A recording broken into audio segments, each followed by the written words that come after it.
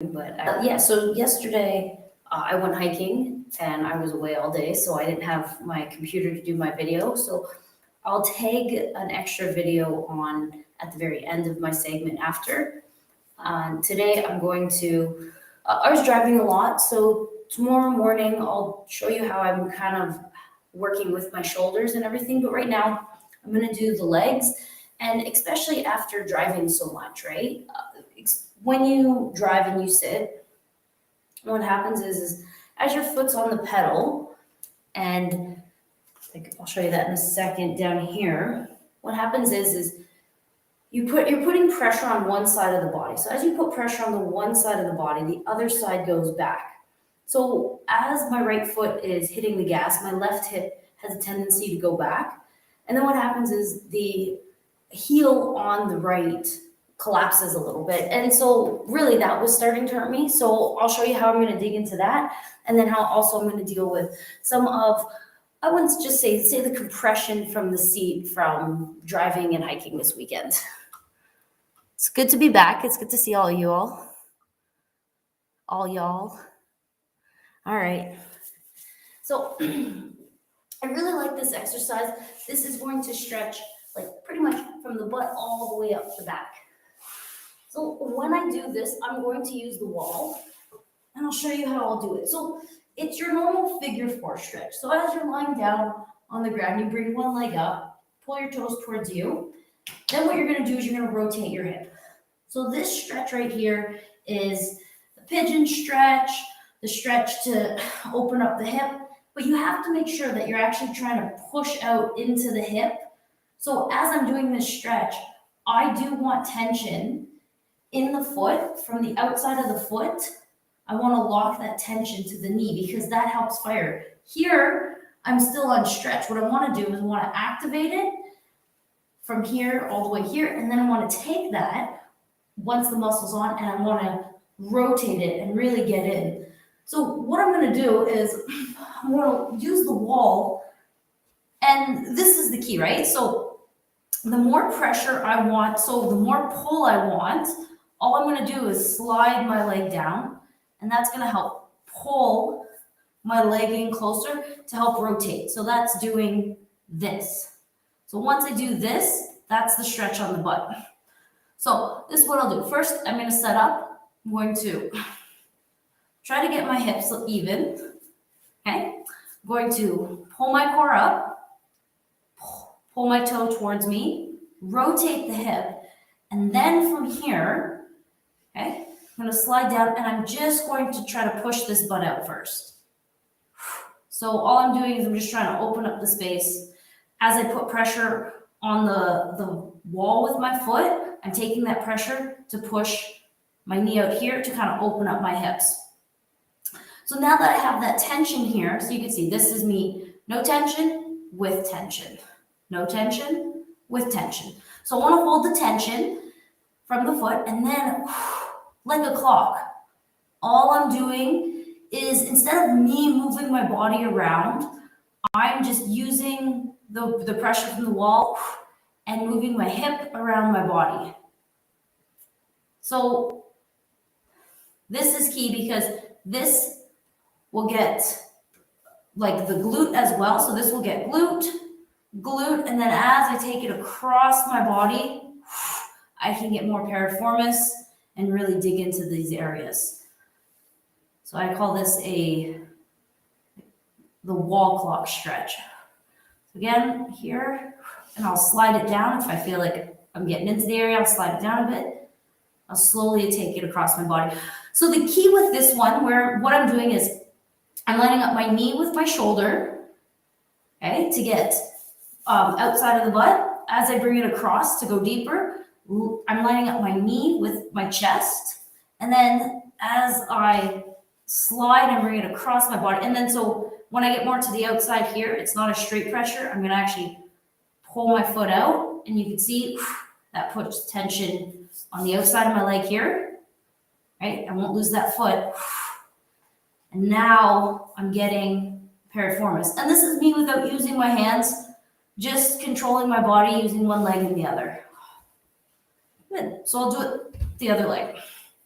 So get the stretch, okay?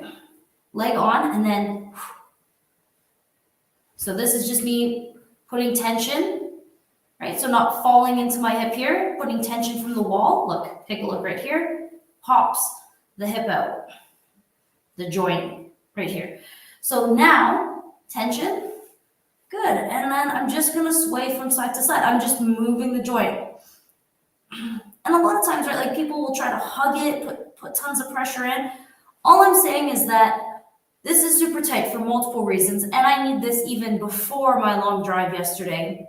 But because this has been so compressed, especially on the joint, I'm just taking the joint and I'm just, so this is supposed to mimic my feet, right? My hand's supposed to make my feet right here, and all I'm doing is I'm just like pushing out on the outside of the area that was compressed, and then I'm gonna just carry it around my body to start moving it. So again, to get a little bit of the glute muscle as well, right here, lining up my knee with my shoulder, getting some motion. Okay, if I can take it a little further, I'm gonna go across my body. I'm gonna go knee with chest. Right? And then if you find too, so a couple things to do if you don't have enough tension, like I can bring my butt closer to the wall to get more push, or you can use your toe, right? And that'll help rotate the hip as well as I come across. That's a really big stretch. And just breathe.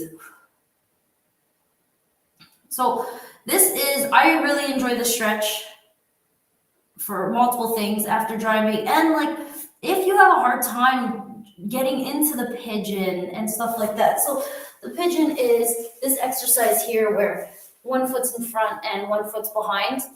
And I find that, with the people I work with anyways, first of all, a lot of times people can't even sit like upright, let alone rotate through their hips and get into them. And if they do, then a lot of times they're just overcompensating, just falling forward. So this is a good way to open up the hips and get into them without putting too much strain on the joint themselves. So the next thing I'm going to do here is going to get my calf stretch. So like I said, so I was on the gas here, and I had a tendency to roll my foot. And you can see as I roll my foot, this right here on the outside it shortens. So as this shortens, it puts tension on the outside of my foot right here. So I want to stretch my calf, but I don't just want to stretch my calf straight. I want to try to get into this area right here. So I'll mark this with a marker on my foot so you can see. Okay, so I want to get into this area right here on the outside of my calf. I'll have to wear shorts tomorrow. So as I'm doing this stretch, I'll put it up just a touch. So as I'm doing this stretch here, first things first is I need tension going backwards. So if I'm just going into the stretch and I just jam it back and then try to go forward, all the weight's on the front of my foot. You can see like my heel's starting to lift. So the first thing when you're doing a calf stretch is you want the weight back on your heel. So literally, I need to put pressure back on my heel before I go. So I'm just gonna do like 5 of these. And it's not just me straightening my knee, because if I could have my leg forward and straighten my knee, but take a look what happens to my back. See how I'm just lifting my butt? I don't want to do that. I want my butt in the area and I want tension back.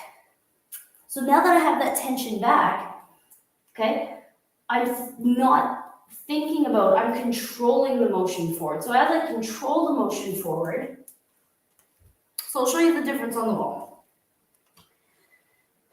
So if I just did a normal calf stretch here, feel it a bit, but I'm not really getting as deep as I need to, and my weight's already forward. Like the problem is on my foot, you want to feel like you're reaching all contacts in my foot. Front inside, front outside. Back inside, back outside.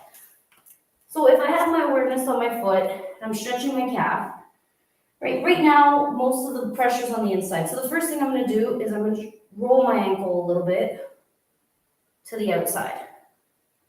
And as I do, I'm gonna pull my core up. So I'll show you the difference once it gets set. So now I'm set. Now I have a stretch on the outside of the ankle. Then I take my foot, I take the pressure from my foot, and I slide the heel back. Okay, without overcompensating. Keep the core tight. Slide the heel back.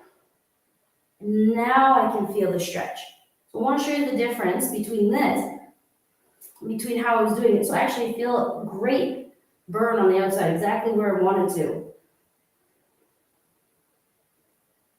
And then I can even take this one step forward and bring my weight across my body. So if I go across my body to get the outside of my heel, like the outside of my calf stretch, I can't let my big toe collapse, because then I'll ruin it, and now I'm more into the hip. I need to keep my foot down and the pressure firm as I come through. So this is me doing the stretch, feeling where I need to feel it, and holding it, and allowing the weight back, and then taking my body, bringing it forward. Okay, and this is me doing it if I was just trying to get through it and just do the stretch. Okay, so I want to notice the difference. So this is 1, right? The area back here on the behind my ankle still collapsed. And then this is 2. So notice the difference. So this is me feeling the stretch, me doing it collapse. And that's it. So for most of the exercises, what I'm doing is just grabbing the body awareness on where is the contact happening and where do I not feel it and where should I feel it, right? Everything you should feel 360, whole foot contact, whole core contact, everything like that.